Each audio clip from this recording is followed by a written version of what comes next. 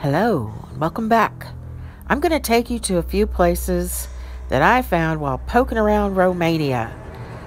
For those of you who saw my tour through Braun Castle, aka Dracula's Castle, inspired the story Dracula, or the castle in Dracula. Here is Whitby, England, and this is a St. Mary's. Ooh, I forget. Do they call it a cathedral? No, I think it's just a church. We have to go up these 99 steps to get to it. There's ocean down below, this cliff, and some houses, and then ocean. And there's this very old graveyard. Bram Stoker spent some time staying in this town in Whitby, and he spent a great deal of time in the graveyard and in this little church, this little chapel, as well as ruins. And there are the ruins of, I forget if it was monastery, I think it was, from 1100 AD.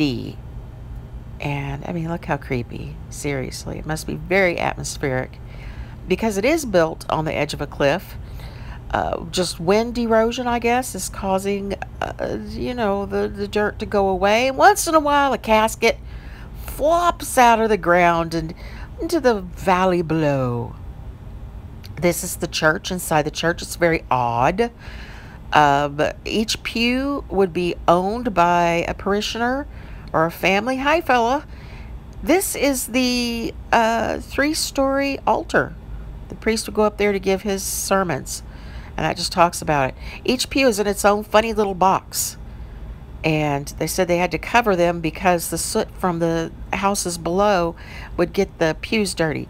And this is the ruins of the old monastery or cathedral or whatever it was. I forget now. I've done a lot of reading this week. I'm starting to get my facts confused. Yes, I double-timed this whole thing because not everyone is as endlessly fascinated by this as I am. Where are we going now? Aha, we are in the heart of Romania, Transylvania.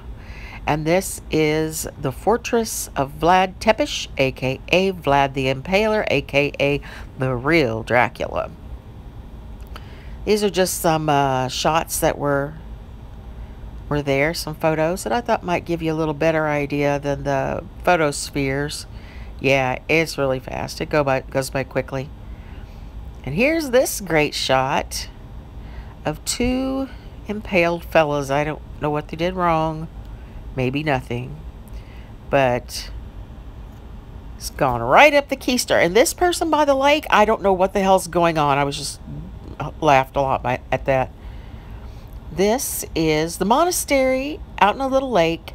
I've read in one place that that Vlad commissioned it to be built, and other places that he commissioned it to be restored. But when he died, nobody would have him. Nobody wanted to bury him in their sacred consecrated ground because he was so very wicked. But the gentleman of this monastery said, "Bring him, we will bury him." Are you okay? Honey, you okay? I guess. Sleeping in the sun, even on the little tiny island. And inside it is painted from floor to ceiling with men. I guess they were, the monks that lived there, I suppose, at a monastery. Monks, yeah. And it's really quite beautiful and neat, atmospheric. Rugs all over the place, on the floor. Big chandelier in the middle. I don't know what they would do in here. What do you suppose they do? There's some candles lit. Someone's portrait.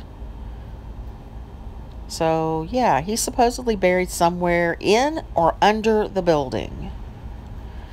And this fella looked a bit like him to me. What do you think? Maybe all fellas looked a bit like that in Transylvania way back then. And there's another room. I wish we could go into it, but that is not an option. So I just enjoyed where I was.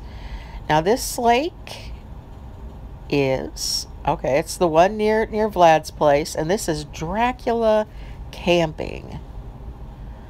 And here's where it's located. There's a shot from the street. Yep. Dracula Camping.